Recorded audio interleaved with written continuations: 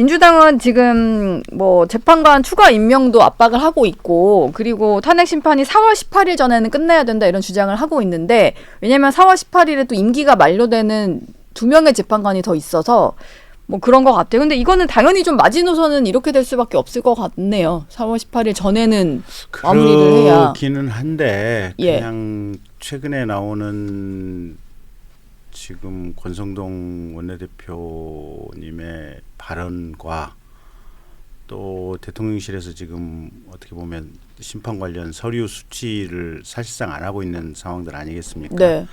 이 상황 맥락을 종합해 보면 어쩌면 지금 대통령님께서는 4월 18일을 넘겨가서 아마 이걸 좀 길게 끌고 갈 수도 있다라는 생각을 하시는 것이 아닌가. 예. 그런 머릿속에 좀 추정도 듭니다. 재판을 계속 지연시키겠다. 탄핵 재판을. 네. 그러면 경우에 따라서는 뭐 상황이 아주 다양한 상황이 전개가 될 수 있는데요. 만약에 그렇게 생각하시는 게 현실화가 되고 가능성이 생긴다면 네. 그러면 어쩌면 뭐 탄핵 재판이 내년 가을까지도 갈 수 있지 않을까. 그래서 대한민국 전국이 이게 대단히 유동적인 상황이 매우 길어질 수도 있다. 예. 지금 그러다 보니까 뭐 윤석열 대통령도 그렇고 이재명 대표도 침대 축구한다 이런 비판이 나오는 거잖아요.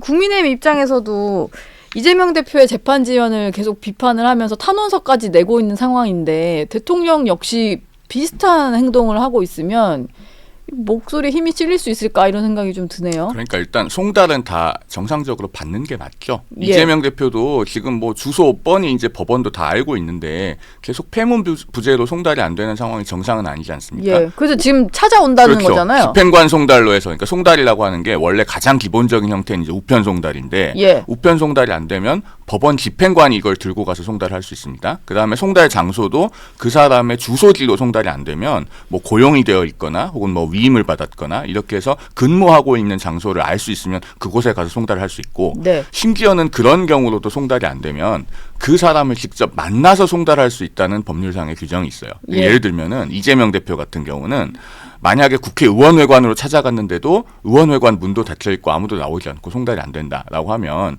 이재명 대표 장외 집회도 많이 다니잖아요. 예. 장외 집회 하는데 찾아가서 직접 들고 가서 줄 수도 있어요. 아, 그럼 이 대표 일정을 파악해서 그런 것도 가능해요. 사실은 법적으로는. 예. 그렇게 하면 이재명 대표도 정말 망신스러운 상황이 될 거예요. 기자들이 다 있는 데서 막 받게 되는 이렇게 일이. 받게 되는 상황도 예. 법적으로는 아니, 가능하다. 네. 이거 사실은 저기 우리 국민의힘 의원님들은 이재명 대표 아침마다 저 국회 본청으로 출근하잖아요. 예. 기자들한테 당대표 일정 다 공지 나가잖아요. 보면. 그쵸. 그거 보고 출근 일정에 좀 피켓 시위 좀 하셨으면 좋겠어요. 이재명 대표님 공직선거법 위반 항소심 사건 이게 항소심 접수 통지 받으세요. 피켓 시위 좀 하시고요. 예. 그다음에 민주당 의원님들은 저기 저 한남동 관제 앞에 가셔가지고 예. 대통령님 헌법재판소 네. 재판 이게 송달 좀 제발 예. 수령 좀 하세요. 네. 양쪽 의원님들이 서로 크로스로 가서 피켓 시위 좀 하세요. 이게 국민들이 부끄러워 죽겠어요. 예. 이게 대한민국 국가의 지도자란 분들이 이렇게 사법 절차를 대놓고 무시하는데 네. 이게 어안이 아니 보통 사람들 입장에서 보면 어떻게 예. 이 재판 서류를 안 받아요. 그러니까요. 말도 안 되는 행태들을 예. 네. 일국의 대통령과 일국의 190석의 의석을 가진 야당의 대표가 지금 동시에 하고 있는 거예요. 이게 말이나 됩니까? 크로스로 이제 진짜 정말 피켓 시위라도 해야 되나 뭐 이런 생각이 드는데, 그러다 보니까 진짜 저도 처음 듣는 게 이사불명? 그러니까 폐문부제는 좀 들어봤어요. 근데 이사불명은 처음 듣는 용어이기도 했고, 이사를 갔다는 것도 아니, 이번에 그게 알게 되기도 했고. 예. 이사 갔으면 주민등록법 위반이에요. 제1야당 지금 이재명 당대표 이사 갔다면 주민등록법 위반으로 좀 수사 좀 하세요. 경찰이. 예. 하나 더 주민등록법 위반까지 되나요? 아니, 허위 주소 두고 있는 거 아니에요? 아, 허위 주소를 두고 있으니까. 아무튼 양쪽 다 빨리 송달은 받으셔야죠. 네. 그게 정상이에요. 예. 지금 항소심 변호인을 선임을 하지 않은 상황이라서, 이게 원래는 변호인이 있으면 그쪽을 통하면 될 일인데 그것조차 하지 않으니까 더 뭐 지연이 되는 것 같아요. 근데 집행관이 들고 갔는데도 실패하는 경우도 있을 수 있나요? 그건 이제 피고인이 도주한 경우에는 송달이 안 되죠. 도주해서 정말로 예, 소재를 알 수 정말로 없다. 만날 수 없는 경우. 소재 탐지까지 했는데도 소탐이 안 된다. 예. 그러면은 이제 송달이 안 될 수 있는데 이재명 대표는 어디서 뭐 하는지 우리가 다 아는 사람이잖아요. 네. 말씀하신 것처럼 국회 본청에 출근할 때 그 본관 앞에서 대기하고 있다가 송달할 수도 있고 장외 집회 나갈 때 만나서 송달할 수도 있고 뭐 예. 여러 가지 방법이 있습니다. 그러니까 피한다고 피해지는 것이 아니니 이재명 대표도 빨리 좀 송달을 떳떳하게 받아야 된다라는 말씀을 드립니다. 예.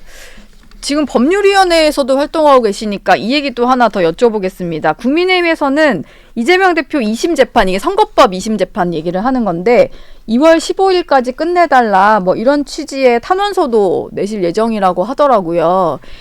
이게 2월 15일이 되는 게 11월 15일에 1심이 나왔으니까 그로부터 3개월 안에 끝내달라 이런 취지인 거죠? 정확히 말하면은 이건 2월 15일은 아니고 네. 사건이 12월 6일에 서울고등법원에 올라갔기 때문에 그때로부터 3개월로 봐서 3월 6일까지 3월 6일까지는 끝내는 게 공직선거법 270조에 부합합니다. 예. 반드시 맞춰야 된다라고 돼 있잖아요. 그러니까 예. 633. 그렇죠. 3월 6일까지는 끝내야 되는데 이게 가능은 해요. 왜냐하면 이건 제가 좀 설명을 드리면은 그 이재명 대표는 경기도지사 선거를 치르고 그 선거법 위반으로 재판을 받았잖아요. 네. 그때 허위사실 공표가 3가지. 그러니까 검사 사칭, 대장동 공익관수, 친형 강제 입원. 그다음에 그 친형 강제 입원 관련해서는 그 직권남용 권리행사 방해 혐의까지 같이 있었습니다. 그러니까 예. 총 4덩어리였어요. 네. 사건의 사이즈가 굉장히 크고 그 당시에도 1심에서 불렀던 증인이 한 50여 명 됩니다. 이번에 그 대장동, 백현동 크게 2가지 쟁점이 있었던 허위사실 공표 사건도 1심 증인이 한 50여 명 돼요. 사건의 크기가 비슷하죠. 네. 그 당시에 항소심을